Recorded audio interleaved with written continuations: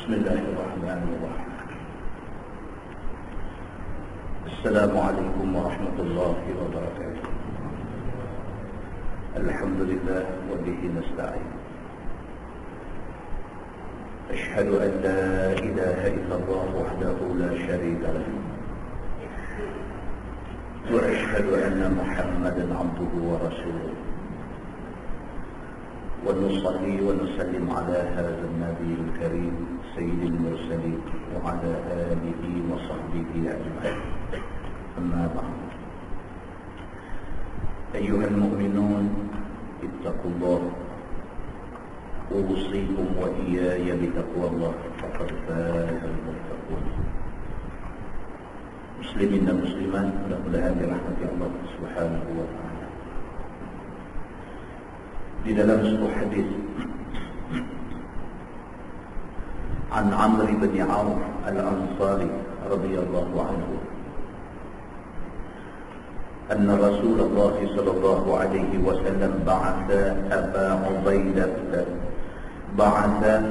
عبيدة بن الجراح رضي الله عنه إلى البحرين يأتي بجزيتها، فقدم بمال من البحرين،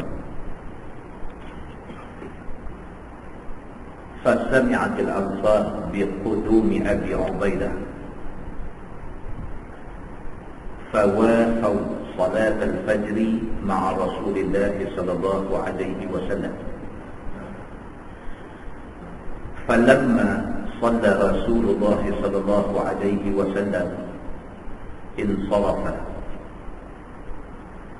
فتعرضوا له، فتبسم رسول الله صلى الله عليه وسلم حين رآه، ثم قال النبي صلى الله عليه وسلم: أظنكم سمعتم أن أبا عبيدة قدم بشيء من البحرين؟ فقالوا: أجل يا رسول الله.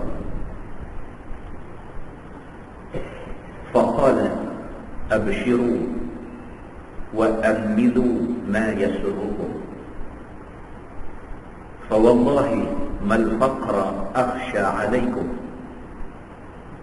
ولكني أخشى أن تبسط الدنيا عليكم كما بسطت على من كان قبلكم،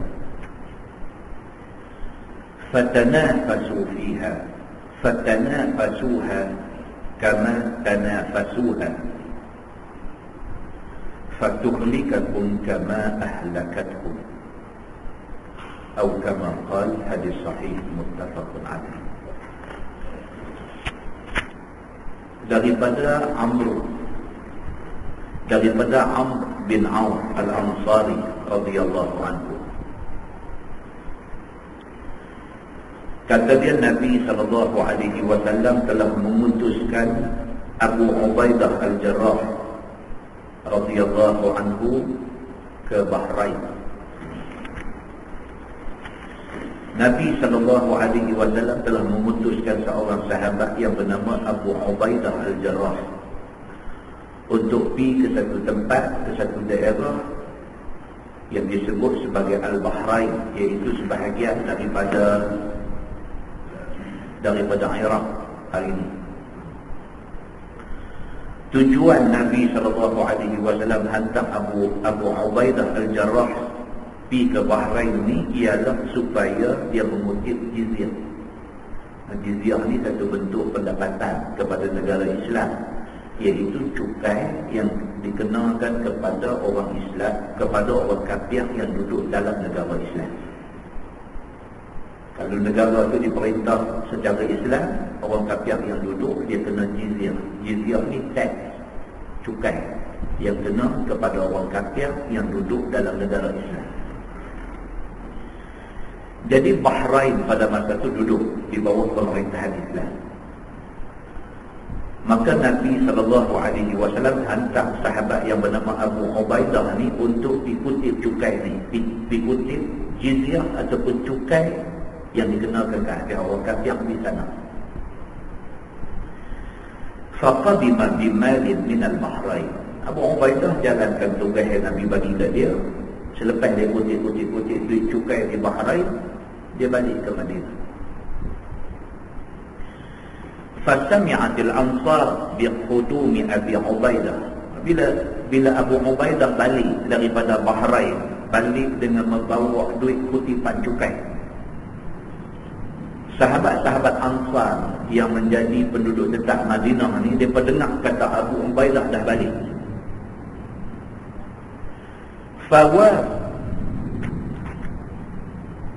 Fawafau salat al-fajri ma'a Rasulullah sallallahu alaihi wasallam. Pagi esok semayang subuh pakat mai penuh masjid. Zaman tu pun dengar kata Abu Ubaidah yang Nabi hantar pergi ke Bahrain untuk kutip cukai dah balik, masing-masing tahu lah. Ni sama ada perubahan gaji ataupun ada bonus. Dia macam tu. Pasal apa? Bila balik sahaja sahabat yang diutuskan untuk kutip cukai ni, biasa bagi Nabi SAW, dia akan agih-agihkan kutipan itu kepada orang-orang Islam yang layak terima. Jadi bila penduduk Madinah ni, apabila orang-orang Ansar ni dengar kata Abu Ubaidah dah balik daripada Bahrain dan bersama dengan dia duit yang banyak, pagi esok semua penuh masjid. Macam kita hari ni dengar kata malam ni ada kena wajib lagi, dia tak sama macam malam esok. Malam esok tak ada, malam ni ada, malam ni ramai, malam esok korang. Bulan puasa nak main dah. Dia kata malam ni moreh nasi biryani dan teh kolak. Orang semayang dan teh kolak. Dia kata malam itu moreh bubuk kacang, kurang sikit. Pasal apa jadi macam tu? Pasal manusia. Manusia dia tak boleh lari daripada terangsang dengan umpan-umpan yang macam ni. Nama kata manusia ni tak apa ya. Sahabat Ansar bila dengar kata Abu Ubaidah yang Nabi hantar pergi ke Bahrain untuk kutip cukai, dan mereka dengar kata Abu Ubaidah dah balik bersama dengan Abu Ubaidah duit banyak, pagi esok semayang penuh masjid. Falamma shalla Rasulullah sallallahu alaihi wasallam insarafa. Nabi sallallahu alaihi wasallam apabila selesai semayang subuh apa semua dah salat selesai, insarafa. Macam biasa Nabi bangkit nak balik. Nabi buat lagu tak ada apa-apa. Fata'arradu lah. Puak-puak Ansar ni yang pergi tu dengan niat kok dapat apa-apa. Bila Nabi bangkit nak balik, fata'arradu lahu, maka dia pun galang jalan. Dia pertahan Nabi tengah jalan. Fatabassama Rasulullah sallallahu alaihi wasallam hina ra'ahu. Nabi sallallahu alaihi wasallam senyum bila tengok kelaku pokok ni. Nabi untuk pula Nabi orang cerdik. Nabi faham dah. Dia berani tengok penuh tu dia tahu dah. Bila habis semayang dia tu buat nak bangkit balik, tahan tengah jalan. Bertambah-tambah yakin Nabi. Bila berlaku macam tu, kata hadis ni, fatabassama Rasulullah sallallahu alaihi wasallam hina ra'ahu. Nabi bila tengok kelaku, bila tengok Nabi senyum. Tabassama, senyum. Summa qala Nabi sallallahu alaihi wasallam, kemudian Nabi pun kata dekat sahabat-sahabat Ansar yang tahan Nabi ni. Nabi kata, "Azunnukum sami'tum anna Aba Ubaidah qadima bi syai'in min al-Bahrain." Nabi kata, kalau tak silap aku, hampa tahu kot kata Abu Ubaidah dah balik daripada Bahrain. Nabi tanya macam tu. Nabi kata, kalau tak salah aku, ni yang ramai main semayang pagi ni, lepas tu aku bangkit pakat duk tahan duk tengah jalan ni, kalau tak silap aku, pasal hampa dengar kata Abu Ubaidah dah balik daripada Bahrain pun. Dia kata, faqalu ajal ya Rasulullah. Dia pun kata, macam dia buang masa kona-kona apa habaq aku terang. Dia pun kata, ajal ya Rasulullah. Tak silap memang boleh tu. Faqala Nabi sallallahu alaihi wasallam, Nabi bersabda, Nabi kata, abshiru wa amilu ma yasurrukum. Nabi kata, bergembiralah. Nabi kata kat mereka, wa amilu ma yasurrukum, dan bolehlah kalau sekiranya hangpa nak harap sesuatu yang menyeronokkan. Nabi kata dekat mereka, abshiru, bergembiralah hangpa. Kalau itu yang hangpa nak, bergembiralah hangpa. Wa amilu ma yasurrukum, dan bolehlah kalau hangpa nak angan-angan apa-apa, bolehlah. Nabi kata, fa wallahi mal faqra akhsha alaikum walakinni akhsha an tubsata dunya alaikum. Nabi kata, tapi demi Allah aku bersumpah depan hangpa semua, aku mati esok, aku tak takut kalau sekiranya hangpa jadi miskin. Nabi kata, tetapi yang aku takut ialah selepas aku mati esok hangpa jadi kaya. Nabi kata, kalau hangpa miskin aku tak takut, tapi aku takut selepas aku mati esok antum bersafat dunia alaikum, Allah buka bagi luas dunia di depan hangpa, kama busitat ala man kana qablakum, seperti mana Tuhan pernah buka khazanah kekayaan dunia kepada umat dulu. Nabi kata, fatanafasuha, maka mereka berlumba-lumba untuk nak mendapatkan dunia. Kama tanafasuha, seperti mana hampa hari ini beramal nak dapatkan dunia. Nabi kata, aku takut ni tengok kelakuan orang ni. Selalu tak penuh masjid macam ni. Yang hari ni main terlalu penuh ni, kalau kerana duit hampa main penuh ni, aku takut. Nabi kata, aku takut apa? Aku takut fatuhlikakum kama ahlakatkum. Aku takut Allah binasakan umat dulu kerana mereka gelut ni. Aku takut hampa akan dibinasakan Allah kerana gelut dengan benda ni. Muslimin dan muslimat yang dirahmati Allah sekalian, hadis itu hadis sahih muttafaqun alaih.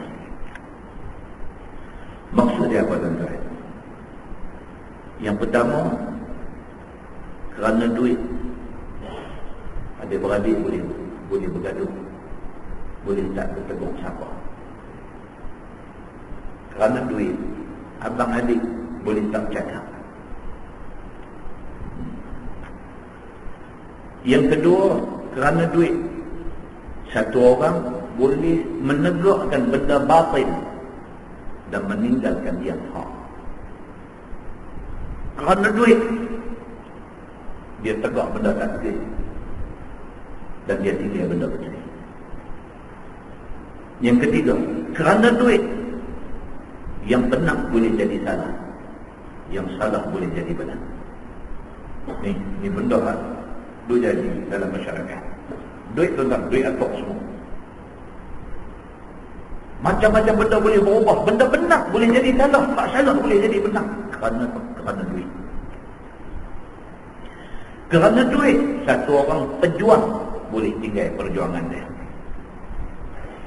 Ni kalau dia rangkumkan apa yang Nabi takut ni benar ni. Kerana duit, manusia boleh memfitnah, bahkan boleh membunuh di antara satu sama lain. Di dalam sebuah hadis lain riwayat daripada Anas bin Malik radhiyallahu anhu, kata dia, qala Rasulullah sallallahu alaihi wasallam, yu'ta bi an'ami ahli dunya min ahli an-nar yawm al-qiyamah fayusbahu fi an-nar sabra. ثم يقال يا ابن آدم هل رأيت خيرا قط؟ هل مر بك نعيم قط؟ فيقول لا والله يا رب. ويؤتى بأشد الناس بؤسا في الدنيا من أهل الجنة فيصبغ صبغة في الجنة فيقال له يا ابن آدم هل رأيت بؤسا قط؟ هل مر بك شدة قط؟ فيقول لا والله ما مر بي بؤس قط wala ra'aitu syiddatan qat. Atau kama qala, hadis sahih riwayat Imam Muslim. Daripada Anas bin Malik radhiyallahu anhu, Nabi sallallahu alaihi wasallam bersabda, Nabi kata di akhirat itu dibawa mai satu orang yang masa dia hidup atas dunia dulu dia kaya raya, senang lenang, dibawa mai ke hari akhirat sebagai ahli neraka. Atas dunia dulu Tuhan bagi dekat dia kaya raya, senang lenang, mewah, Tuhan bagi kat dia.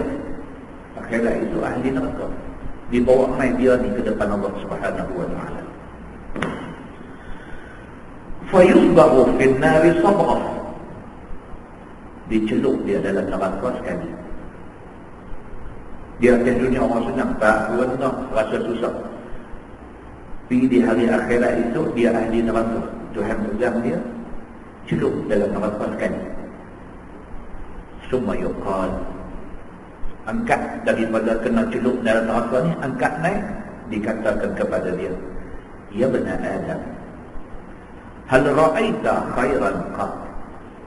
Ditanya kepada dia, wahai anak Adam, hang pernahkah tengok kebaikan walaupun sikit? Dia orang senang, atas dunia dulu orang senang, tak pernah susah. Sekali celup dalam neraka, Tuhan tanya dia, wahai manusia, hang pernahkah tengok ketenangan? Hal marra bika na'imun qat.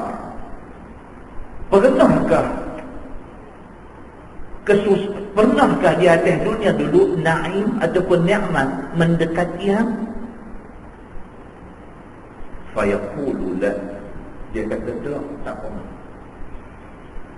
Hadis ni nak beritahu kata kita atas dunia ni senang, lenang, kaya, raya, mewah macam mana pun, kalau kita jahat masa atas dunia, esok di neraka, bukan kata duduk dalam neraka sehari, bukan kata kena duduk dalam neraka 100 tahun.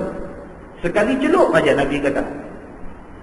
Fayusbahu fin nari sabghah, maka dicelup orang ni sekali aja dalam neraka, celup angkat naik. Dia terlupa habis kesenangan, kemewahan, nikmat yang dia pernah rasa masa di atas dunia dulu.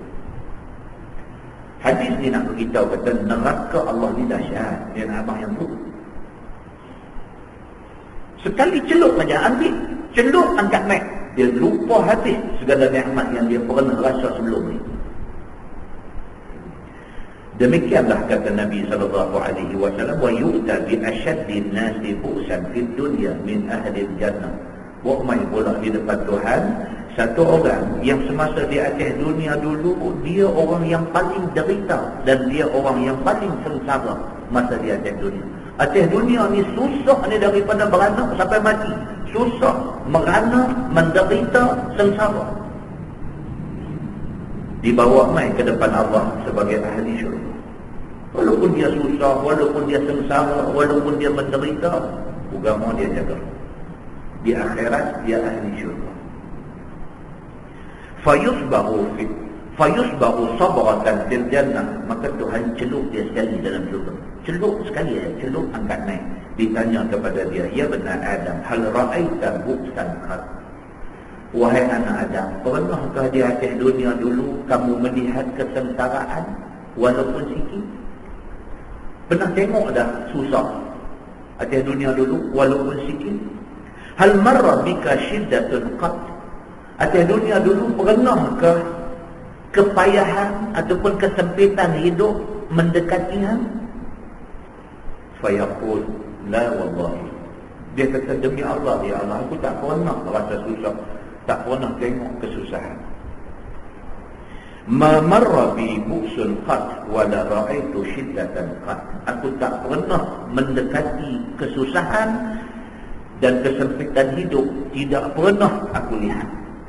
Dia nak beritahu kata, yang kata syurga Allah tu sekali celup je, bukan duduk sejam, bukan duduk seminggu, bukan duduk sebulan. Sekali celup aja orang yang paling susah atas dunia boleh lupa kesusahan dia. Hadis itu hadis sahih riwayat Imam Muslim. Muslimin dan muslimat dirahmati Allah sekalian, kesimpulan dia tuan-tuan, harta dunia ni tak saja. Harta dunia ni dia bersifat temporary saja. Lama-lama kita hidup atas dunia ni kata 100 tahun lah. Jarang jumpa, tapi itulah paling lama kita boleh hidup. Ada banyak lah ni 40 setahun. Ada banyak lah ni 40 setahun.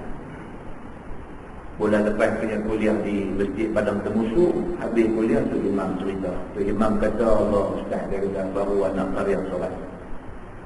Umur baru awal 40-an. Pen jatuh. Pen daripada poket jatuh. Tunduk nak ambil pen tu, tersumpah. Terus habis.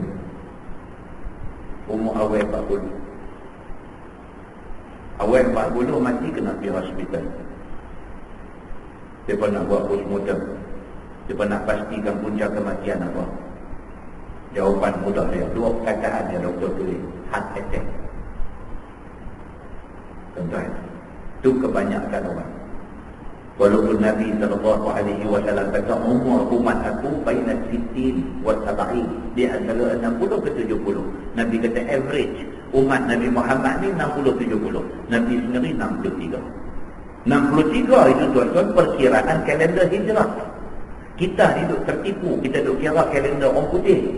Kalender orang putih ni dia muda setahun ataupun muda 2 tahun. Kita duk rasa aku tak 40 lagi, baru 39. Kalender hijrah 40 dah. Duk ingat boleh gencok setahun lagi? Dah 40 dah kalau ikut kalender hijrah. Kalau kata saya tahun ni masuk 70, dah kalender hijrah dah 72 lebih, nak pergi 73 dah. Umur Nabi ketika wafat 63 itu kalender hijrah. Kesimpulan yang kita ambil apa dia?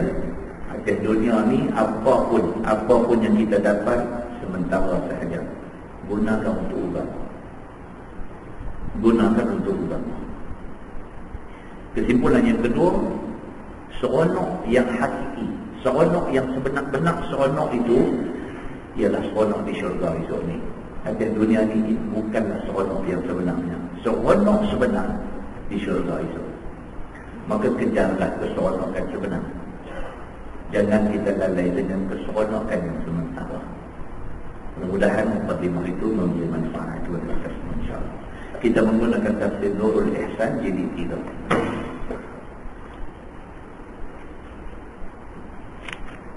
Nurul Ihsan jilid 3, muka surat 227. Kita masih lagi di dalam surah Al-Ankabut. Kita sampai ayat 56.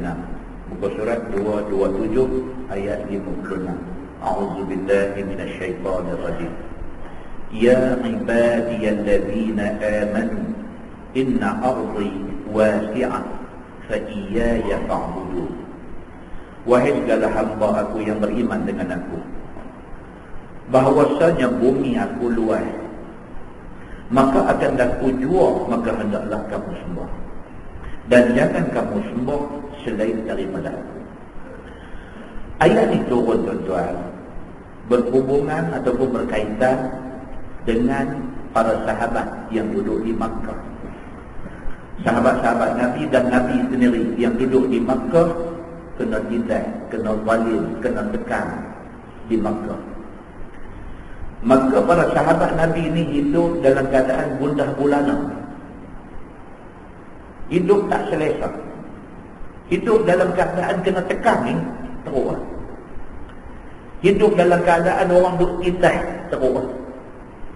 Maka dalam keadaan para sahabat Nabi yang memilih untuk beriman dengan Allah dan Nabi Muhammad SAW, mereka ditekan, mereka ditindas, mereka dihina, mereka diperlakukan macam-macam. Dalam keadaan macam tu turun ayat ni.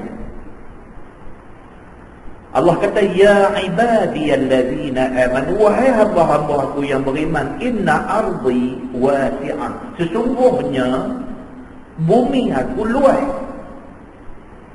fa iyaya fa'budun, maka pilihlah untuk menjadi abdi ataupun mengabdikan diri kepada aku. Maksudnya Allah Subhanahu wa taala nak beritahu, kata bumi aku luas, Kalau sekiranya dah duduk di bumi Makkah ni, hampa kena tekan, hampa kena tindas, hampa kena macam-macam, bumi aku luas, hijrahlah di tempat lain. Bunyi apa ni marah, saya bulan lepas beraya main pula kot, marah. Bulan lepas beraya kata tak ada dah kuliah, main pula.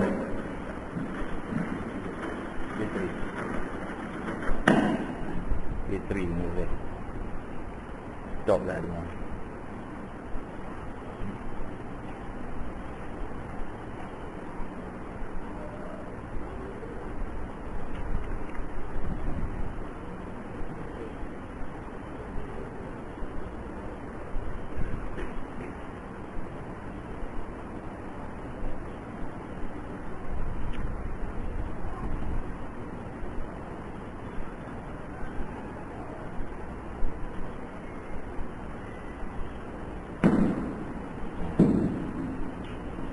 Okey.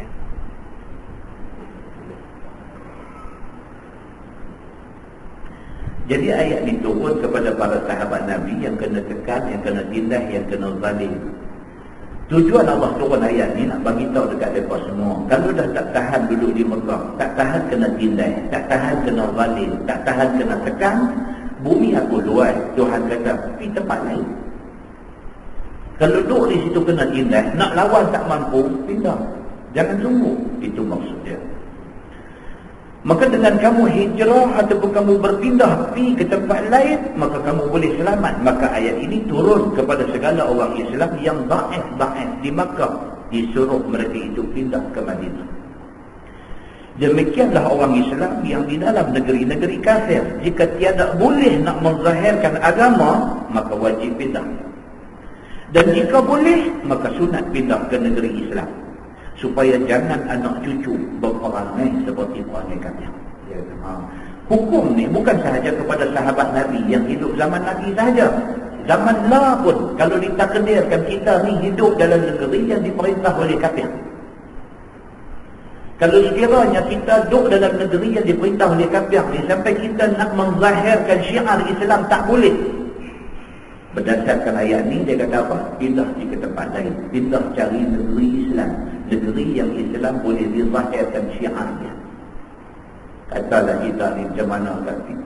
Jadi duduk di Perancis, sampai masjid pun tak ada. Yang ada pun musalla, tempat semayang aja. Orang Islam sangat minoriti ada di situ. Jadi nak semayang pun tak boleh, nak azan pakai speaker, tak boleh nak pakai pembesar suara. Pasal apa? Pasal kita duduk negeri orang yang macam dia tak bagi, dia tak boleh dengar suara azan.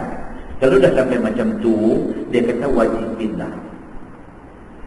Pula duduk di negeri yang Islam kena tekan. Macam hari ni tuan-tuan, hari ni kalau orang Islam duduk di Great Britain, duduk di United Kingdom, teruk kena. Teruk. Satu sahabat saya, dia tak mau mengaji di Kolej Islam dulu, dia engineer, duk kerja dengan syarikat petroleum international. Saat-saat di Sudan, di saat-saat merata dunia dia duk pergi. Baru ni dia email, main duk baca email dia. Dia kata dia daripada Sudan, daripada Khartoum, nak pergi masuk ke Australia atau ke mana ke dia tulis, lupa lah. Sampai itu kena londah habis. Kena londah habis. Dia kata walhal, dia tulis dalam email dia, walhal dia kata saya tidak berwajah Taliban. Dia kata. Kalau dia ni ada rupa Taliban, kutlah atas dasar tu dia pegang dia londah dia buat macam-macam. Dia kata tak, dia ni masa dia kena tahan tu, dia pakai jeans, dia kata dia pakai t-shirt, dia pakai apa, dia kata langsung tak menampakkan rupa orang yang dia marah sangat ni. Tapi itu kena tahan, 1 hari kena tahan. Tak tahu dah nak buat macam mana. Dia kata, dia telefon, nanti baiklah ada kontak number satu kawan duduk di kedutaan, telefon kawan tu main. Tapi selepas hari je baru dibebaskan. Bila bebas tu barulah dia terang. Pasal apa? Pasal dalam pasport dia cop, kata dia ni dari Sudan. La ilaha illallah. Tak ada rupa kata kot dengan janggut, dengan nampak rupa. Tak ada. Biasa aja. Biasa pun kerana Sudan tu dia buat dulu. Maknanya tahap permusuhan mereka kepada Islam ini cukup tinggi. Muslimin dan muslimat yang dirahmati Allah sekalian. Tuan-tuan bayangkan kalau duduk di negeri yang macam tu, kita orang Islam, kita duduk dalam negeri yang macam tu, minta bagi jadi apa-apa ya, minta bagi jadi apa-apa ya. Boom kata meletup tahunan, kita remeh tangkap dulu. Kita tak buat pun, kita tak tahu pun, kita remeh tangkap dulu. Maksudnya apa? Penindasan berada pada tahap yang sangat tinggi. Rupanya ayat Quran dah cukup lama dah. Allah dah beritahu dah, ya ibadiyallazina amanu, wahai hamba-hamba aku yang beriman, inna ardi wasi'ah, bumi aku luas. Kalau hang duduk di bumi itu, hang kena tekan, hang kena tindas, hang kena bangkit, hang kena buat macam-macam. Bumi aku luas. Kalau duduk satu, duduk tang lain. Quran kata begitu. Kalau sekiranya duduk di situ juga dan boleh membawa kepada akibat anak kita ni membesar dalam keadaan yang tidak elok. Suasana yang ada di sekitar anak kita tidak soleh. Lagi-lagi dia kata tak usah duduk. Sebab apa? Takut anak kita itu tak kena agama kerana duduk dalam suasana macam tu. Begitu. Firman Allah, kullu nafsin za'iqatul maut. Bermula tiap-tiap yang menyawa pasti akan rasa mati. Dia balik kepada hakikat, benda yang hakikat, benda yang sebenar. Sebenarnya hidup kita atas dunia ni apa tuan? Sebenarnya kita duduk tunggu hari mati. Itu yang sebenar. Maju macam mana pun, kita kaya macam mana pun, tarikh kematian itu ada di tangan.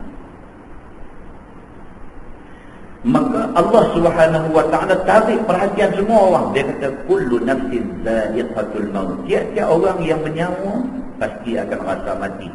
Summa ilaina turja'un. Kemudian kepada kami, yang ni kepada Allah lah di akhirat, dikembali kamu dengan bangkit daripada kubur. Satu hari balik sana.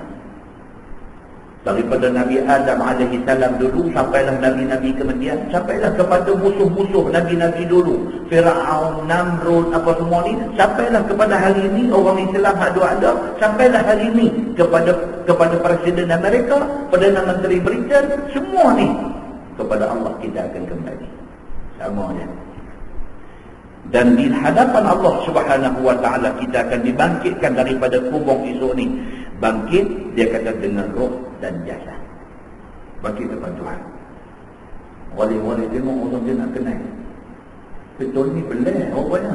Tony Blair pun duduk ada sekali. Masa dia pun nak kenal. Tengok. Tony Blair.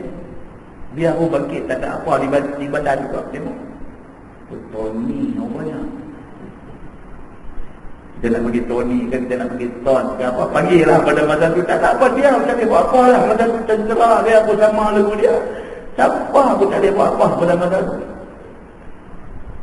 وَالَّذِينَ آمَنُوا وَعَمِلُوا الصَّالِحَاتِ لَنُبَوِّئَنَّكُمْ مِنَ الْجَنَّةِ غُرُفًا تَجْرِي مِنْ تَحْتِهَا الْأَنْهَارُ خَالِدِينَ فِيهَا نِعْمَ أَجْرُ الْعَامِلِينَ.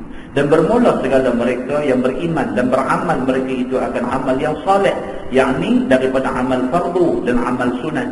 Sungguh kami duduk, yang ni kami akan tempatkan mereka itu di dalam syurga, akan beberapa mahligai yang mengalir daripada bawah pohon kayunya oleh segala sungai air tawar. Ayat ni tak tahu apa kali jumpa dalam Quran. Allah Subhanahu wa ta'ala bila dia cerita kata allazina amanu, orang yang beriman aja, terus dia beritahu kata apa? Akan masuk syurga. Habaq pula dalam syurga ni apa? Dalam syurga ni ada anak sungai mengalir di bawah dia. Kita tahu apa kali Tuhan sebut. Maknanya apa tuan-tuan? Maknanya benda tu istimewa sungguh. Maka Tuhan sebut banyak kali. Macam mana istimewa yang kata di dalam syurga itu ada huruf, ada bilik-bilik, yang di bawah bilik kita duduk tu anak sungai duduk lari ni. Macam mana rupa tu? Sana itu kita tengok. Nak abang tak reti? Nak abang tak reti? Satu ahli dalam bidang seni lukis, satu orang pelukis yang profesional cuba nak menggambarkan syurga ni cantik macam mana, tak sampai kepada cantik syurga Allah Subhanahu wa ta'ala, tak sampai. Maka hal keadaan mereka yang beriman yang masuk syurga itu, kekal mereka sekalian pada dalam syurga itu. ialah sebaik-baik balasan pahala orang yang mengerjakan amal yang saleh. Tuhan kata siapa buat amal saleh, itu balasan aku akan bagi. Esok hampa tengoklah, hampa nilai balik wajar tak wajar balasan yang aku bagi dekat hampa. Firman Allah, allazina sabaru wa ala rabbihim yatawakkalun. Orang yang beriman itu ialah segala mereka yang sabar, dan atas Tuhan mereka itu mereka bertawakal. Orang beriman ni di antara sifat dia apa dia? Sabar. Bertawakal mereka kepada Tuhan. Yang ni segala orang yang beramal dan yang sabar atas sakit yang diberikan oleh kafir musyrikin kepada mereka. Sabar dengan sakit yang kena mereka, yang kafir tu buat mereka ni, mereka sabar. Tuan-tuan, tak terbayang mata kita macam mana sahabat Nabi kena dulu. Tak terbayang bagaimana Khabbab bin Al-Arad kena zaman tu. Kita tak terbayang. Macam tu punya zalim kafir musyrikin pada masa tu. Tak terbayang pada mata kita. Pasal apa? Pasal dia melampaui peri kemanusiaan. Yang Hijaz buat lagu Sumayyah tu kena apa tuan-tuan? Tak terbayang pada mata kita penyiksaan yang terpaksa ditanggung oleh Sumayyah. Ditangkap, diregang tangan, diregang kaki dia, bakar besi panas-panas menyala tu, cucuk kemaluan dia sampai mati. Sumayyah. Yang Hijaz buat lagu Sumayyah tu kita dengar, kita teliti seni kata dia. Kalau kita tahu cerita dia, tolong ayah masa. Muslimin dan muslimat yang dirahmati Allah sekalian. Dan hijrah kepada negeri Islam kerana menzahir agama. Hijrah, pindah ni tuan-tuan, benda susah. Hijrah, yang kata hijrah ni benda susah. Kita duk kerja di kawasan tikam batu ni elok-elok, contoh tiba-tiba ditukarkan ke lahat datu. Bunyi tutu ujung dia. Tikam batu, tentu kena lahat datu. Nak hijrah ni, nak pindah daripada tikam batu, rumah baru siap, duk dah elok-elok apa semua, tak tahu main surat kena pilih lahat datu. Kita tengok gonyong biji mata 3 kali ni apa ni? Lahat datu. Bunyi lagu dekat tapi jauh.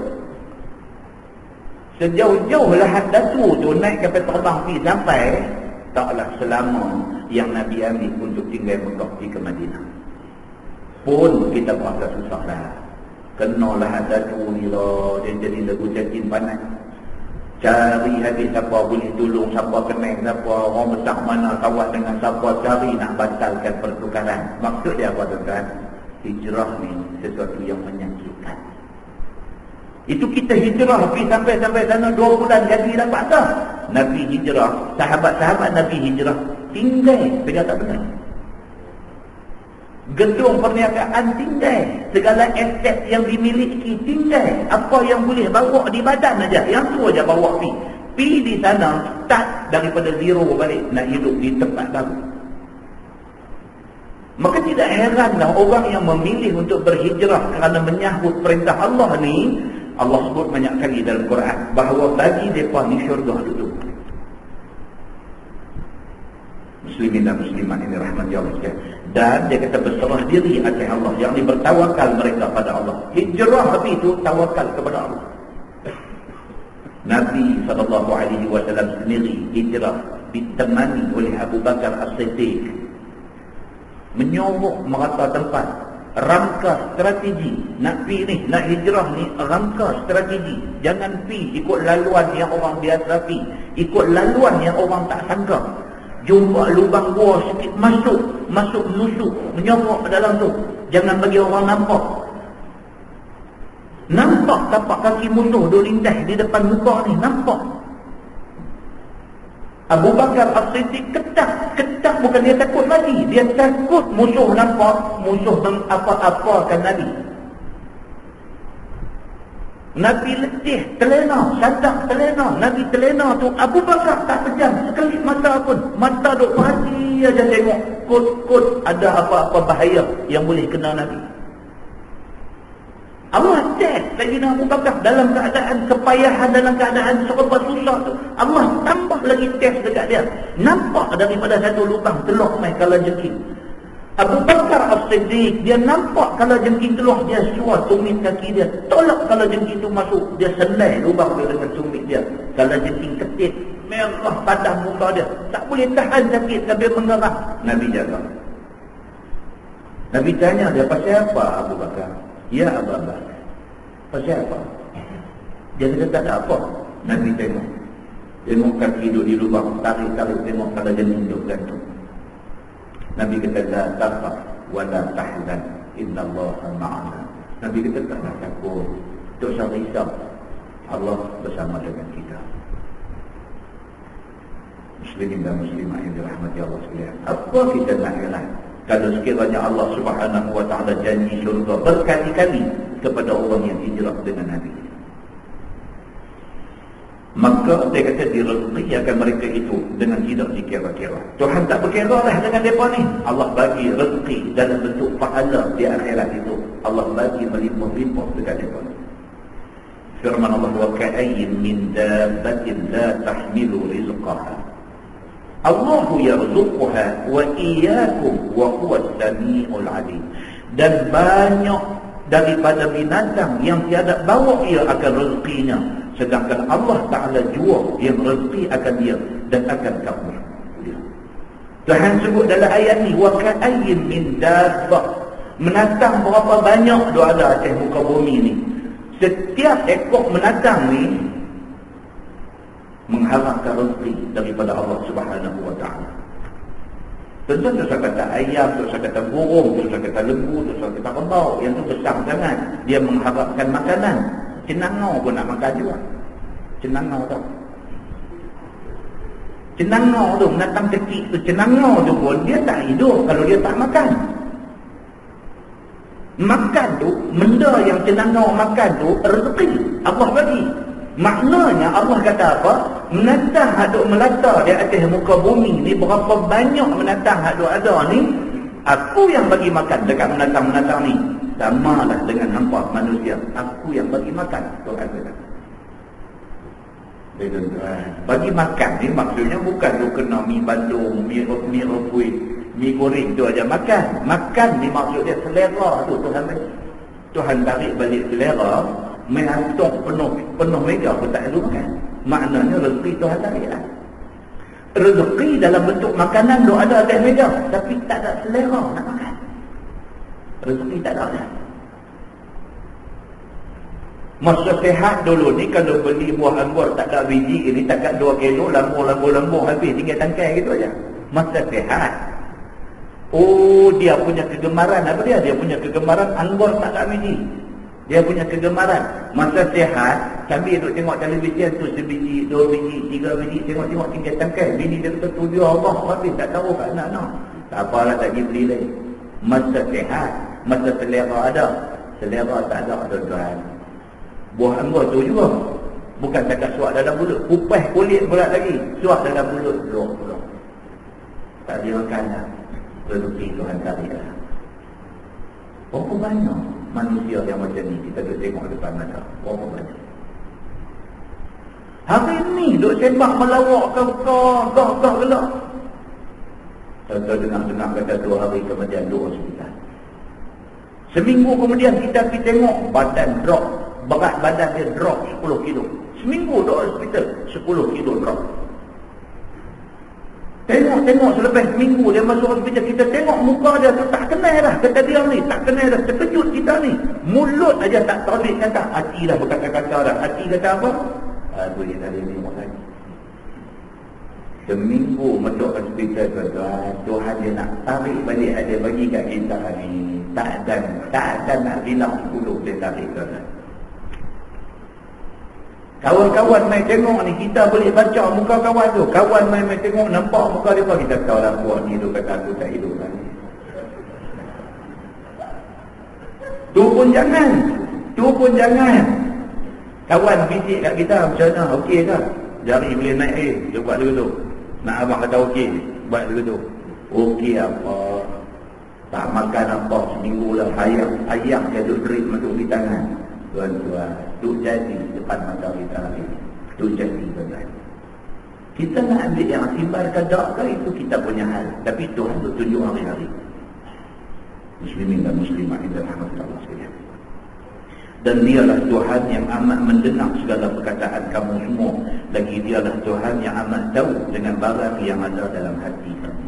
Tuhan kata Tuhan tahu semua. Hak kita buat ni, apa orang kata, apa orang Tuhan tahu. Aduh, ingat dalam hati kita ingat apa Tuhan tahu. Firman Allah, walakin sa'altahum man khalaqas samawati wal ard wa sakhkhara asy-syamsa wal qamar la yaqulunna Allah. Dan jika engkau tanya kepada mereka, yakni kepada kafir-kafir ni, siapa yang bagi jadi 7 lapis langit dan bumi ni? Dan siapa yang menjalankan matahari dan bulan, iaitu daripada matahari naik sampai matahari jatuh? Nescaya kata mereka itu Allah yang menjadikan. Kerana tiada jawapan lain daripada itu. Dia tak tanya apa-apa. Tuan-tuan tanya bukan tanya orang Islam. Tanya orang kafir agama apa pun. Pergi tanya dia. Ini semua ni, dunia ni semua siapa bagi jadi? Dia tunjuk naik lagi. Dia kata Tuhan. Tuhan bagi jadi. Maknanya apa? Hati kecil manusia, bomber manusia ni mengaku wujudnya satu kuasa dalam dunia ini. Dia sembah batu, ke dia sembah kayu, ke dia sembah orang, ke dia sembah menantang apa sekalipun, hati dia kira ada satu super power, ada satu kuasa yang bila kita dah buntu dah, kita cari dia. Ini fitrah manusia. Satu orang yang claim, yang declare, kata dia atheist. Dia ni tak percaya agama. Dia bagi dia semua benda ni natural saja. Benda ni macam tu lah, jadi macam tu. Dia kata biasalah, mana ada Tuhan, mana ada apa. Dia kata kalau betul ada Tuhan, yang tunjuk dekat air, mana dia Tuhan. Dia buat cakap macam tu tuan-tuan. Satu hari Tuhan bagi dia sakit. Dia sebut apa? Bila tak boleh tahan sakit ni, mulut dia kata oh my God, oh my God. Kalau kita ada, tapi kita katakan buat kepala bapak kan. Dulu hang kata tak buat. Ni pasal apa? Oh my God pula. Dia tak boleh tipu diri dia. Masa dia boleh untuk bercakap elok, dia kata Tuhan tak ada. Tapi bila dia main perekat macam tu, oh my God. Benda tu terbit daripada fitrah asal manusia. Dia perlu satu kuasa untuk dibuat Tuhannya. Jadi, tentang benda ni jadi. Muslimin dan muslimat yang dirahmati Allah sekalian. Tanya mereka ni semua ni siapa bagi jadi? Dia cakap Tuhan. Hari ni punya ada di dalam masyarakat kita yang orang bukan Islam ni, dia kata apa? Tuhan Allah. Tuhan Allah.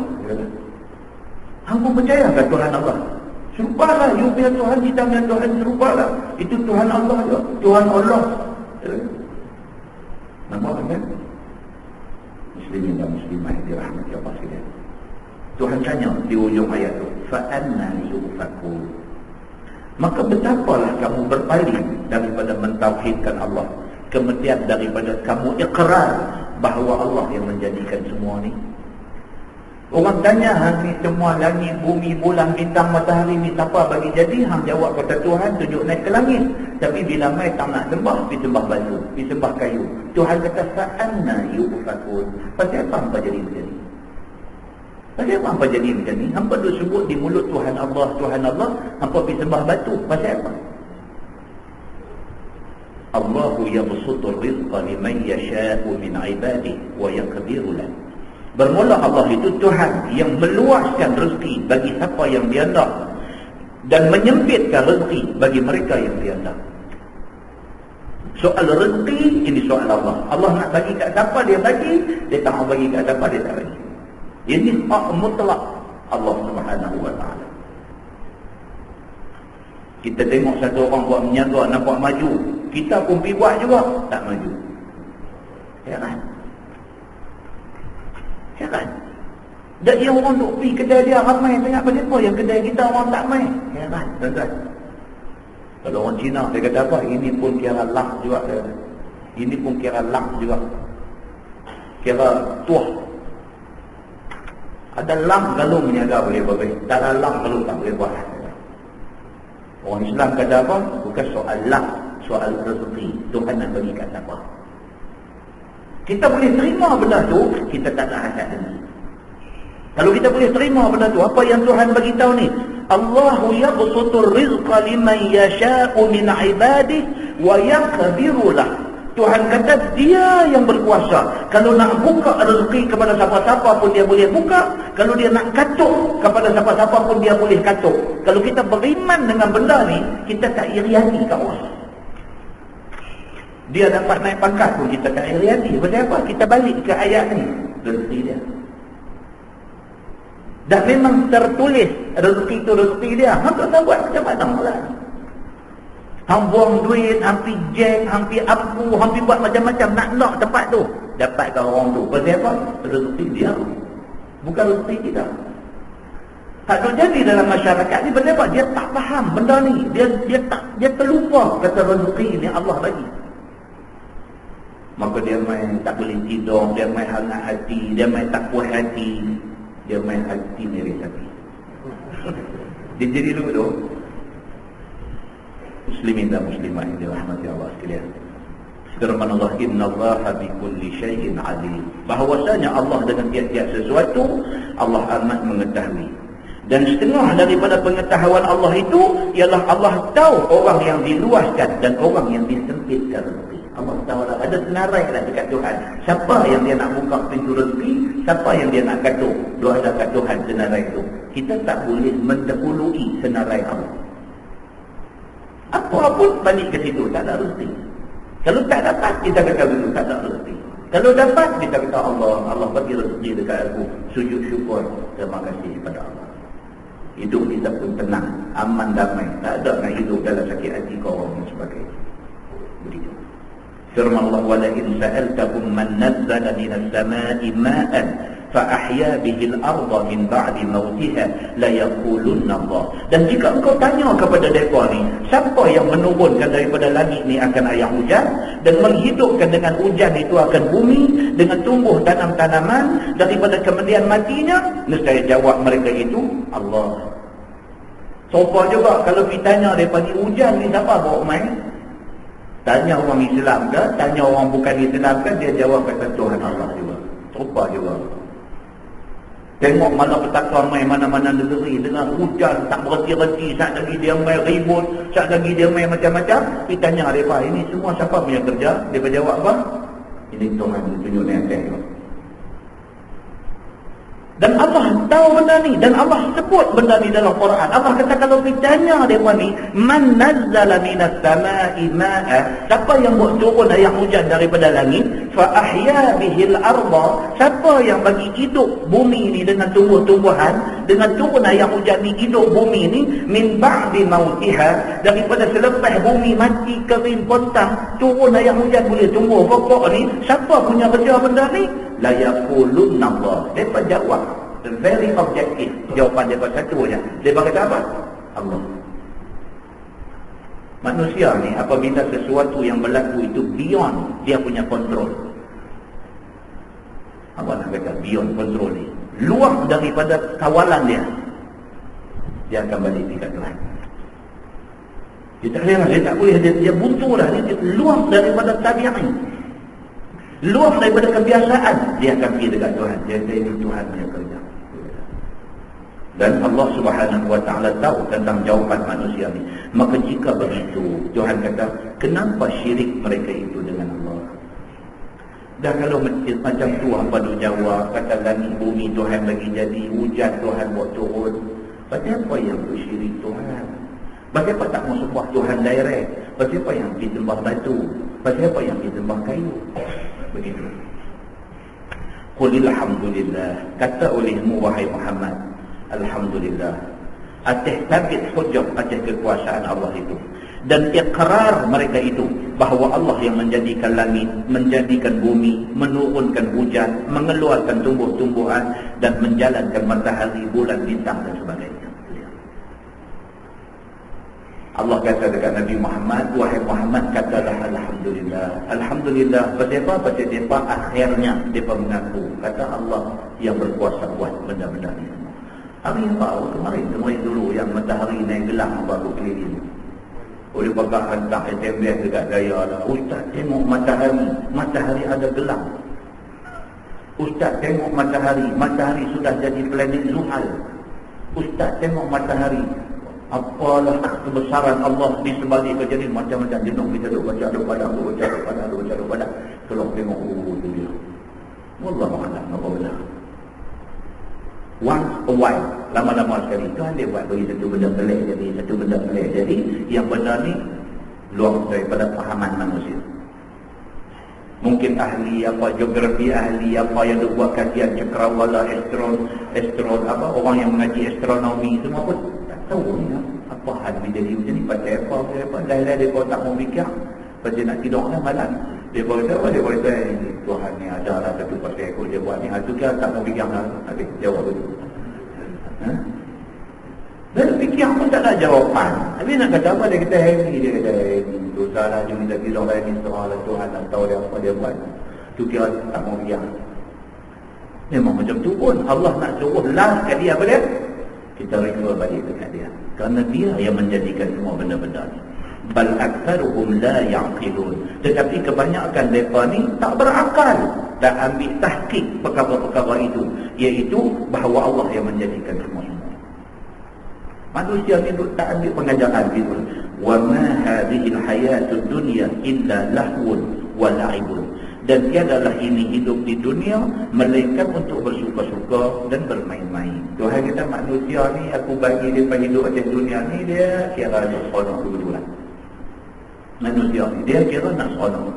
Dan ada pun segala amalan yang menghampir diri kepada Allah, seperti sembahyang, puasa, haji, zakat, la ilaha illallah, alhamdulillah, astaghfirullahalazim, subhanallah, dan sekalian itu daripada kerjaan akhirat, kerana nyata faedahnya di sana. Bila manusia ni dia kan nak seronok, halal kena istighfar, astaghfirullahalazim, tak larat nak buat. Kalau malam ini saya sebut, maknanya masuk kali yang ke 1643 kali dah. Kita sebut apa? Sebut kata Nabi SAW, istighfar satu hari tidak kurang daripada 70 kali. Satu hadis kata tidak kurang daripada 100 kali. Makna itu kali yang ke 1600 lebih lah kita dengar. Tapi kita tak cukup 100 itulah istighfar hari-hari. Tak cukup.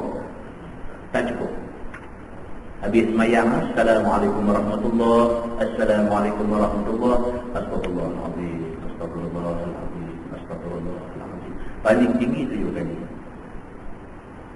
Paling tinggi 7 kali. 7 kali 5, 35 kali. Tak sampai 100. Nabi yang maksum 100.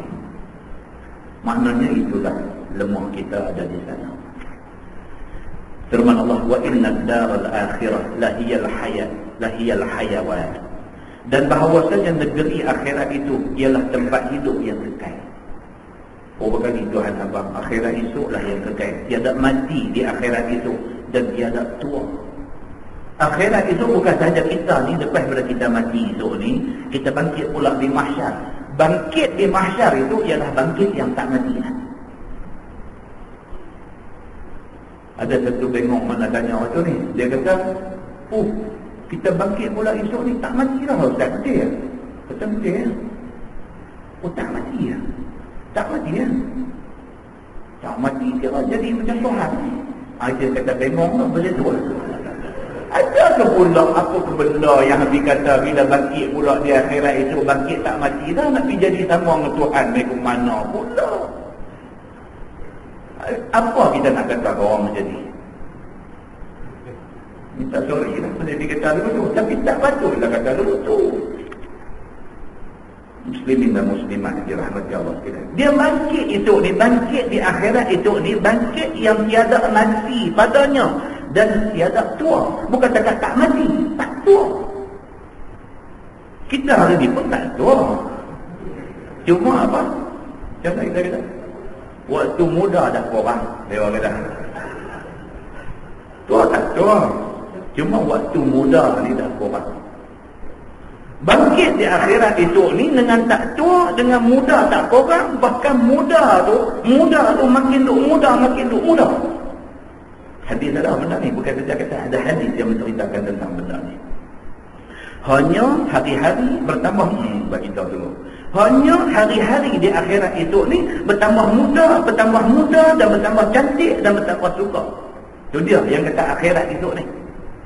Yang kata akhirat itu ni bukan kata tua, makin muda. Oi, setengah orang hari ni tak motor, tak motor. Operate tanah, operate sini, tarik kulit bagi cekang tampul tani cucuk, tani nak buat nak bagi urut. Tua ni satu benda yang dia takut. Setengah orang macam tu. Zaman selepas zaman Nabi dulu, selepas zaman para sahabat dulu ni, dia main satu zaman orang-orang yang alim agama ni nak bagi nampak tua. Main satu zaman dulu ni. Zaman duk berkembang daripada sahabat kepada tabi'in, daripada tabi'in kepada tabi'in. Dia main satu zaman tu, orang-orang yang alim agama ni nak buat bagi nampak tua. Pasal apa? Pasal dia nak tarik respect orang lebih dekat dia. Kalau dia berilmu tapi muda, dia rasa orang tak respect dia pasal muda. Maka dia nak buat bagi tua. Dia buat bagi nampak tua, buat bagi lo'am, buat bagi, nak bagi orang tengok dia, orang tua orang respect. Ada juga penyakit macam tu satu time tu. Orang hormat bukan pasal tua, bukan pasal muda, tapi pasal ilmu, pasal keikhlasan, pasal itu yang orang hormat. Tapi dia duk berasa ni, kerana dia ni tak cukup tua, dia rasa orang kurang hormat kat dia. Kalaulah dia tua sikit, tentu orang hormat dia lebih lagi. Maka dia duk buat nak bagi nampak tua, buat lokom, padahal muda lagi. Berlaku satu zaman dan dicatatkan di dalam buku sejarah tentang wujud golongan ini. Di dalam syurga itu ni hari-hari bertambah muda, bertambah cantik dan bertambah suka. Kerana akhirat adalah negeri kesukaan bagi orang mukmin dan negeri susah bagi orang kafir. Dia kata. Di akhirat itu memang hari dia panggil hari jazak, hari pembalasan. Tuhan nak balas. Orang yang di atas dunia dulu susah payah bangkit pagi nak sembahyang subuh. Susah payah bangkit pukul 4 pagi nak sembahyang tahajud. Hasil daripada susah payah dia tu, akhirat itu Tuhan bayar bagi kesusahan dia dengan bagi dia seronok pula di sana. Begitu. Firman Allah, "Lau kanu ya'lamun." Dan jika ada mereka itu tahu yang demikian itu, nescaya tidak melebihkan dunia atas akhirat. Tuhan kata, kalaulah manusia ni, kalaulah kita ni, Tuhan bagi dalam satu umur kita, dia bagi sekali lawatan ke syurga. Pakej lawatan ke syurga. Kalaulah Tuhan bagi, tak ada lah. Tapi kalaulah Tuhan bagi.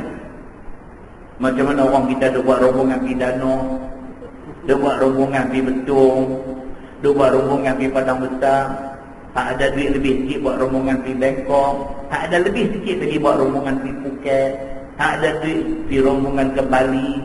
Pergi tengok tu balik mai tu seronok, Allah, buang mopi sekali. Hak mana ada duit banyak betul buat rombongan pergi Venice. Balik mai tu betul lah orang tu kata Venice di syurga dunia memang betul. Kalaulah ada pakej lawatan ke syurga, tuan-tuan, sekali. Dalam umur kita sekali. Tuhan bagi sekali aja. 2 kali tak ada. Pasport tu dah tak boleh pakai. Sekali aja boleh pergi. Tuan-tuan, pergi tengok syurga sekali tu balik sebab ni. Balik semayang lah, ya Allah. Apa aku tak buat dah. Duk nampak nak pergi tombu. Maka dia sebut di sini, dia kata apa? Lau kanu ya'lamun. Jika ada mereka itu tahu yang kata syurga tu macam mana, nescaya tidak akan melebihkan dunia atas akhirat. Tuhan kata. Firman Allah, "Fa'idza rakibu fil fulki da'allaha mukhlishina lahuddin." Ini Tuhan beri peringatan.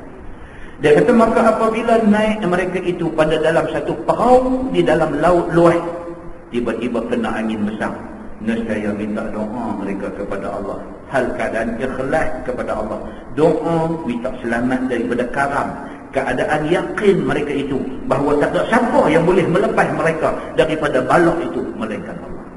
Tuhan bawa satu perumpamaan. Kemarin kami balik daripada masjid tu, tak mahu sembang benda ni nak cerita.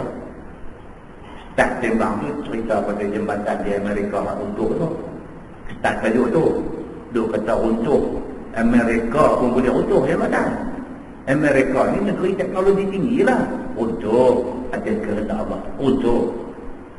Berapa puluh biji kereta yang dah jadi jeruk dalam sungai tu. Sampai hari ni cari tak jumpa. Mula-mula keluar rekod kata dianggarkan daripada panjang jabatan tu, kalau susun mereka boleh duduk berapa biji kereta apa-apa semua, dia keluar figure yang pertama, dia kata sekitar 60 biji kereta lagi yang jadi jeruk dalam sungai, nak pergi cari tak boleh. Tak pergi cari-cari jumpa kereta saja, tak ada apa, driver tak ada, penumpang tak ada, pakai habis tak ada. Pun ada nampak tu kan. Start daripada situ kami duduk memang kata tu dia yang kata manusia duk buat benda ni semua pun tak kekal. Main pula kata cerita kalau jabatan belum binau tu macam mana. Dengar tak. Orang takut nak pergi mengajak dia jelutong dia apa tu. Kita letak jabatan duk pergi tu kan. Tuan, nampak tak? Katakan dulu untuk jabatan tu. Ada orang pula kata, tak apa ke macam Amerika ni dia runtuh tengah. Kalau dia runtuh di ujung tengah, di ujung ni kita duduk tengah-tengah tak runtuh macam mana pula. Lagi duduk terabut pula. Bukanlah minta, tapi nak cerita kata benda tu tak mustahil kalau nak jadi. Dia runtuh balik tol balik sana, dia runtuh balik main dekat dengan USN balik sini. Dia tinggal tengah-tengah lagu tu je cerita kita duduk dalam tengah tu. Nak pergi kot tak boleh, nak pergi kot ni pun tak boleh, nak berjalan kaki tak boleh, nak terjun payung tak ada.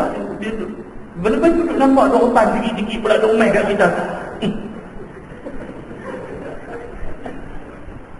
Tuan-tuan, kalau tunggu pada keadaan kita masa tu macam mana? Ni ayat kita baca ni. Bukan kita buat contoh terkeluar tajuk. Ni ayat kita baca ni. Tuhan kata فَإِذَا رَكِبُوا فِي الْفُلْكِ دَعَوُوا اللَّهَ مُخْلِصِينَ لَهُ الدِّينَ. Apabila mereka ni, katalah mereka duduk naik satu kapal di tengah laut luas, tiba-tiba main ribut besar main kena dekat mereka. Nescaya minta doa mereka itu kepada Allah, ikhlas sesungguh-sungguh yang benar. Kalau kita duduk dalam keadaan macam tu, duduk nampak tu, duduk runtuh, duduk main kat kita ni, apa tu dah, masa tu nak buat apa? Ya Allah, minta tolonglah, tak maulah macam ni, ya Allah. Masa tu tuan-tuan, ikhlas ni tak tahu nak abang. Tak pernah kita rasa ikhlas macam tu. Itulah pertama kali kita rasa ikhlas, minta dekat Tuhan. Hati ni kira jazam, dia kata, solid 100%, yakin, kata Tuhan boleh tolong aku, kalau Tuhan nak tolong, masa tu. Falamma najjahum ilal barri idza hum yusyrikun. Tuhan kata apa? Tetapi tak kala kami lepaskan mereka sampai ke darat. Nuh duduk tengah laut, atas kapal tengah laut tadi, mai ribut sampai kapal jadi duk musim tengah laut tu. Doa minta, ya Allah bagilah selamat, ya Allah minta betul-betul, ya Allah aku tak melawak ni, ya Allah minta lah. Tuhan bagi elok sampai ke darat, selamat daripada karam tengah laut. Maka tak kala lepas Allah akan mereka itu sampai ke darat, tiba-tiba mereka syirik balik kepada Allah. Tu dia yang kata manusia, Tuhan dia buat kita, dia tahu dah akal kita, perangai kita dia tahu dah. Masa duduk dalam susah tu, Tuhan lah satu-satu tempat bergantung. Lepas daripada kesusahan tu, lupa pula dekat Tuhan, lupa pula. Liyakfuru bima atainahum وَلِيَتَمَتَّعُوا فَسَوْفَ يَعْلَمُونَ. Supaya kufur mereka itu dengan barang yang kami datang agar mereka itu daripada nikmat, dan supaya bersedap-sedap mereka itu atas berhimpun sembah asnam, maka lagi akan ketahui mereka itu bahawa kesudahan yang demikian itu ialah masuk neraka. Tuhan kata orang yang masa susah ingat Tuhan, bila Tuhan lepas daripada susah dia lupa kat Tuhan, Tuhan kira clearkan. Tuhan kata, orang ni aku hantar di neraka, kita mau tengok muka dia balik. Awalam yarau anna ja'alna haraman aminan wa yutakhaffafu an-nasu min hawlihim. Dan tiadalah melihat mereka itu, dan tidakkah melihat mereka itu, yakni kafir-kafir Mekah, bahawa kami jadikan negeri mereka, iaitu Mekah itu, sebagai tanah haram, lagi aman Mekah itu, sedangkan disambak manusia daripada keliling, daripada negeri-negeri jiran mereka itu, bunuh dan tawan, sedangkan mereka itu aman, tiada suatu takut. Tuhan kata orang Mekah ni, hampa tak fikirlah, hampa duduk dalam Mekah, aku protect Mekah ni, Mekah tak pernah jadi kelang kabut. Tapi negeri-negeri keliling Mekah ni, dengan bunuh, dengan samun, dengan macam-macam jenayah duk jadi, tapi duduk di Mekah tu Tuhan protect. Pasal apa hampa tak fikir benda ni? Tuhan kata, Tuhan jadikan negeri Mekah ni, tanah haram ni, Sebagai apa? Dia kata sebagai haraman aminah, sebagai tanah haram yang aman, tak ada kacau. Apa tak dikira? Tuhan pelihara Mekah dengan Madinah ni. Bukan dia pelihara zaman Nabi itu aja. Sampai akhirat esok ni. Sampai dekat nak jadi kiamat esok ni. Dekat nak kiamat tu, dia antara tanda besar kiamat apa dia? Dajjal main. Tanda besar kiamat, Dajjal akan main di muka bumi ni. Dan Nabi kata apa? Tidak ada satu tempat di atas muka bumi ni yang kaki Dajjal tak pijak. Tikam batu, pekan tikam batu ke, kampung masjid tikam batu ke, mana ke apa, lahat datu ke, 2 kali 2 lahat datu. Dajjal sampai. Cuma 2 negeri. Nabi kata, ya Allah, pelihara Dajjal tak boleh pijak. Makkah dan Madinah. Bila dia sampai aja di border nak masuk ke Madinah tu, dia nampak malaikat berbaris-baris menjaga pintu masuk Madinah. Tak boleh masuk. Dan benda itu disebut di dalam hadis yang sahih sebagai janji Nabi, janji Allah Subhanahu wa taala. Beliau istimewa, bukan kata tempat jalan-jalan. Sebab bila kita sampai sana, sampai Mekah, kita sampai Madinah, kita kena ingat. Kena ingat benda ni. Ini tempat istimewa. Kita mungkin pernah melancung di merata dunia tempat cantik-cantik, tempat-tempat mahal dan sebagainya, tapi tak boleh nak lawan keistimewaan 2 tempat ini. Muslimin dan muslimat yang dirahmati Allah sekalian. Firman Allah, afa bil batil yu'minun wa bi ni'matillahi yakfurun. Maka adakah dengan yang batil, iaitu sembah asnam itu, kamu beriman mereka itu dan kamu sembah asnam itu, dan dengan nikmat Allah itu kamu kufur, kamu syirikkan dia? Tuhan marah. Tuhan kata sampai benda macam ni aku tunjuk depan mata hampa. Hampa masih lagi nak sembah asnam, nak sembah berhala yang tak boleh nak buat apa ni. Harusnya hampa ni jadi macam ni, Tuhan kata. Bukti demi bukti, tanda demi tanda, dalil demi dalil, mukjizat demi mukjizat aku tunjuk dekat hampa semua, nak beritahu kata yang Nabi Muhammad bawa ni benar. Pasal apa hampa tak mau nak percaya benda ni? Hampa masih nak sembah berhala ni lagi pasal apa? Tuhan kata, wa man azlamu bagi begitu. Wa man azlamu mimman iftara 'ala Allahi kadhiba. Maka tidak ada seorang pun yang lebih zalim daripada mereka yang berbuat-buat atas Allah itu dusta, iaitu dengan bahawa syirik dengan dia. Au kadzdzaba bil haqq lamma ja'ahu, ataupun dusta ia dengan yang sebenar daripada Allah, yakni tak kala datang kebenaran itu, iaitu Nabi Muhammad dan juga Quran. Tidak ada orang yang lebih zalim daripada orang yang mendustakan Allah dan orang yang tak percaya Nabi Muhammad itu Nabi dan tak percaya kata Quran itu Allah buat turun. Orang yang tak percaya tinggal benda ni, orang ni paling zalim. Tuhan kata, alaysa fi jahannam mathwal lil kafirin. Bukankah pada neraka jahanam itu ada tempat tidur bagi orang-orang kafir? Tuhan tak mula, dia main sinai, dia main sindiak. Tuhan sindiak orang yang tak mau beriman ni. Tuhan kata apa? Dia kata dalam ayat tu, alaysa fi jahannam mathwan lil kafirin. Bukan, hampa tak tahukah bahawa dalam neraka jahanam tu aku sedia tempat tidur bagi orang-orang kafir? Tak boleh tidur, tuan-tuan. Masuk neraka ni tak boleh tidur. Tapi Tuhan kata dalam ayat tu, hampa tak tahukah dalam neraka aku sedia satu tempat tidur pada siapa yang mati kafir? Lafaz itu ialah lafaz sindel. Tuhan sindiak orang-orang ni semua. Siapa? Apa masuk neraka itu? Apa pergi tidur kalau boleh tidur? Begitu.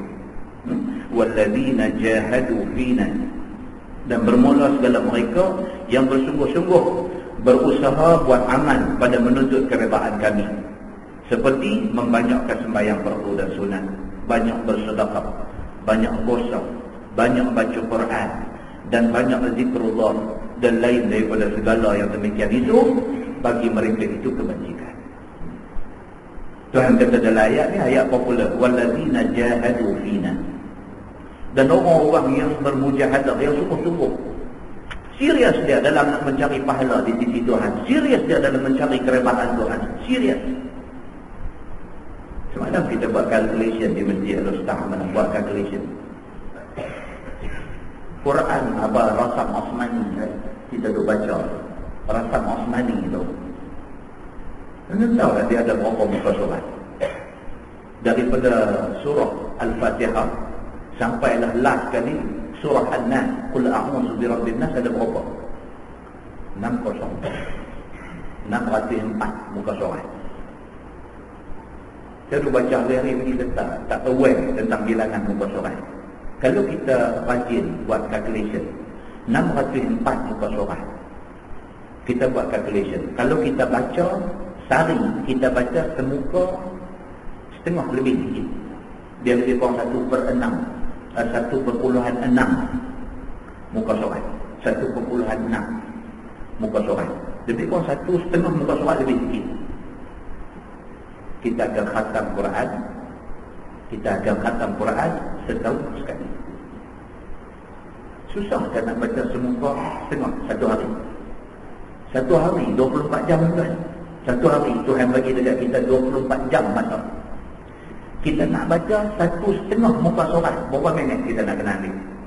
Kita bubuh 15 minit lah, baca secara pelan-pelan, bubuh 15 minit. 10 minit aja, bubuh 15 minit.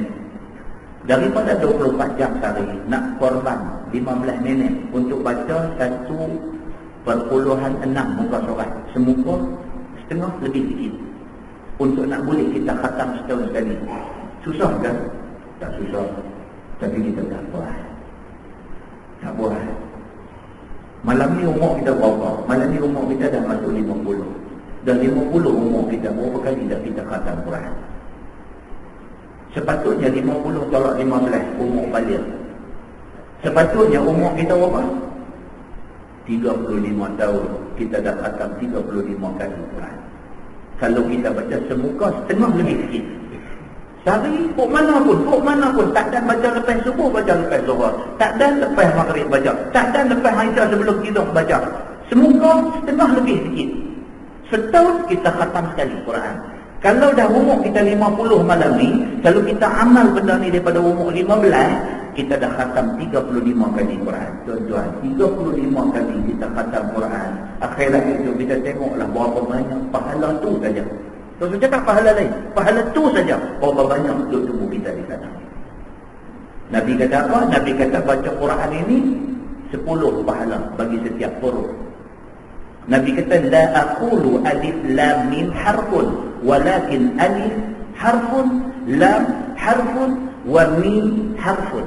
Nabi kata aku tidak maksudkan alif lam mim itu satu.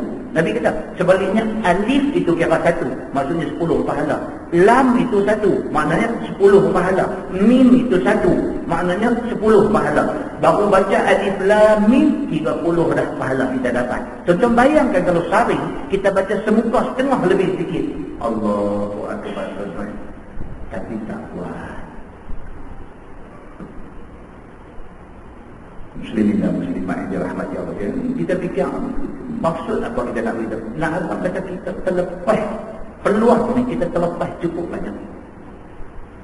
Allah ni duk tunggu nak bagi pahala. Kita buat aja dia nak bagi pahala, kita buat aja dia nak bagi pahala. Kita tak buat. Tuhan duk tunggu kita buat, kita tak buat. Benda-benda macam ni dia kata muhasabah diri. Kita kena hisab diri kita. Baru kita tahu jauhnya kita dengan mencari keredaan Allah Subhanahu wa taala. Sedangkan ayat ni kata walladzina jahadu fina, dan bermula segala mereka yang sungguh-sungguh dalam hal agama ni, sungguh-sungguh berusaha untuk nak buat amalan kerana nak cari keredaan Allah. Seperti banyak sembahyang fardu, banyak sembahyang sunat, banyak sedekah, banyak puasa, banyak baca Quran, banyak zikrullah dan lain daripada segala bagi mereka itu kebajikan yang banyak. Dalam mazhab Hanafi, witir wajib. Nabi terang-terang sebut dalam hadis, Nabi kata sekurang-kurang witir 1 rakaat. Punya nak suruh kita ni buat, jangan tak buat. Nak suruh buat ni, Nabi kata apa? Sekurang-kurang witir itu rakaat, 1 rakaat. Tak buat juga. Oh, Berapa minit kita nak buat satu rakaat zikir? Berapa minit? Kita berkira dengan Tuhan. Kita berkira dengan Tuhan. Sedangkan hari-hari kita mengecap nikmat yang Tuhan bagi. Saya pesan diri saya. Saya pesan dekat tuan-tuan. Kita sedar diri kita siapa? Kita pun betul lah. Kerana banyak sangat tertinggalnya kita dalam hal-hal macam ni. Firman Allah apa? Wallazina jahadu fina lanahdiyannahum subulana. Orang yang sungguh-sungguh mencari keredaan aku ni, sesungguhnya kami hidayah akan mereka itu segala jalan ikhlas agama kami, yakni yang dapat sampai kepada keredaan kami. Siapa yang gelut sungguh-sungguh, Tuhan tahu. Tuhan akan tunjuk lagi jalan dekat dia. Tunjuk lagi jalan dekat dia. Tunjuk lagi jalan dekat dia. Dia dapat lazat dalam beribadah. Lazat. Dia dapat ketagih. Dia dapat ketagih dalam ibadah. Habis semayang, Assalamualaikum warahmatullahi, Assalamualaikum warahmatullahi. Dia ketagih. Kok mana pun. Astagfirullahaladzim. Astagfirullahaladzim.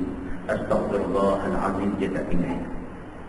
Kok mana pun. Allahumma anta salam wa minka salam. Itu sabit hadis. Itu sabit hadis. Nabi baca tiap kali lepas semayang. Dia tak tinggal. Subhanallah, subhanallah, subhanallah, subhanallah. 33. Alhamdulillah, alhamdulillah, alhamdulillah. 33. Allahu akbar, Allahu akbar, Allahu akbar. 33. Dia tak tinggal. Dia kutip. Kalau dia satu orang yang kalut, yang masa ni kira tu tak cukup saja, dia cari hak mana adalah hadis kata Nabi buat, ambil hak tu je. Ambil hak tu je. Hak mana yang sakit hadis kata Nabi buat, dia buat kok mana pun. Kalau dia tak dan pun sambil duduk berjalan, sambil duduk naik kereta nak pergi kerja, dia buat juga. Makna dia apa? Wallazina jahadu fina. Dia sungguh-sungguh. Dia sungguh-sungguh. Sungguh-sungguh dalam percaya apa yang Quran kata, sungguh-sungguh percaya apa yang Nabi kata, sungguh-sungguh nak mengharapkan keredaan Allah. Lanahdiyannahum subulana. Tuhan kata kami pasti akan tunjuk kepada mereka ni semua jalan kami. Wa innallaha ma'al muhsinin. Wa innallaha lama'al muhsinin. Dan bahawa Allah Ta'ala itu serta segala orang yang mukmin, yang beriman, yang berbuat baik, Allah akan bagi pertolongan dan Allah akan bagi menang pada mereka. Itu semua janji Allah dalam Quran. Sallallahu alaihi habis surah Al-Ankabut. InsyaAllah lepas puasa, lepas raya, lepas apa esok ni, insyaAllah kita sambung surah Ar-Rum.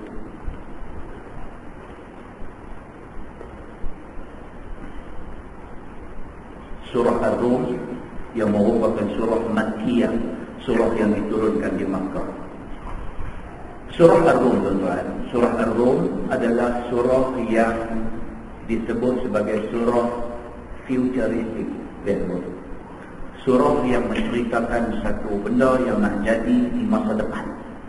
Tak jadi lagi. Quran turun main beritahu dah apa nak jadi. Cerita apa yang disebutkan sebagai cerita futuristik? Cerita future ni, cerita apa? Cerita tentang Rom dan Parsi. Masa tu Rom dan Parsi ni macam hari ini Amerika dengan Britain. Mungkin 10 tahun dulu macam Amerika dan Russia.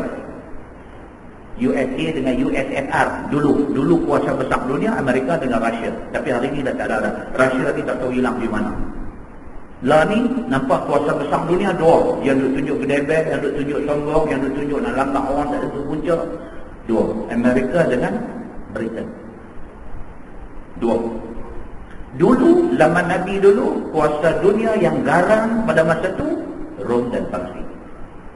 Rom ni apa dia? Rom ni adalah negeri yang penduduk dia beriman dengan kitab Samawi. Rom. Penduduk negeri itu Nasrani. Dia beriman dengan Injil.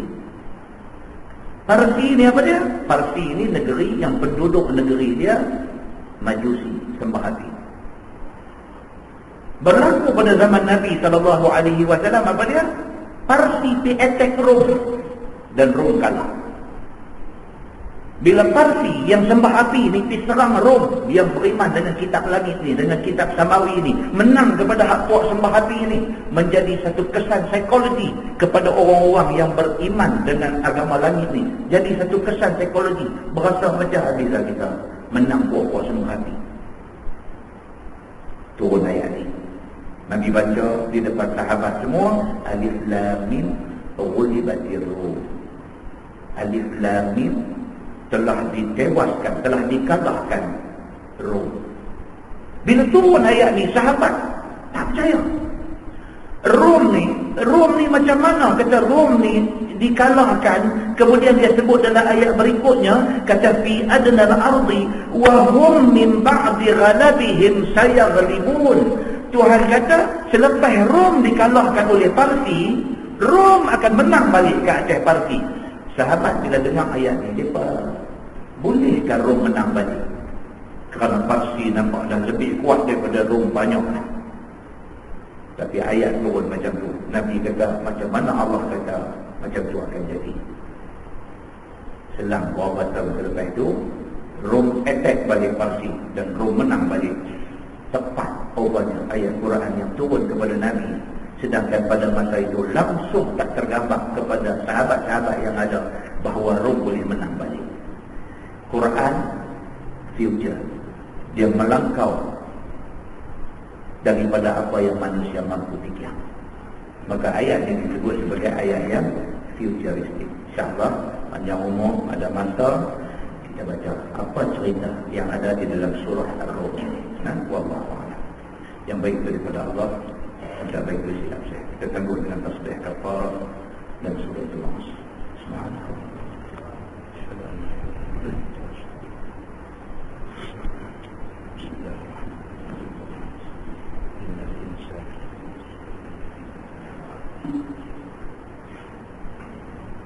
اللهم صل على محمد في الأولين والآخرين وسلم رضي الله تبارك وتعالى عن سادة أصحاب سيدنا رسول الله أجمعين.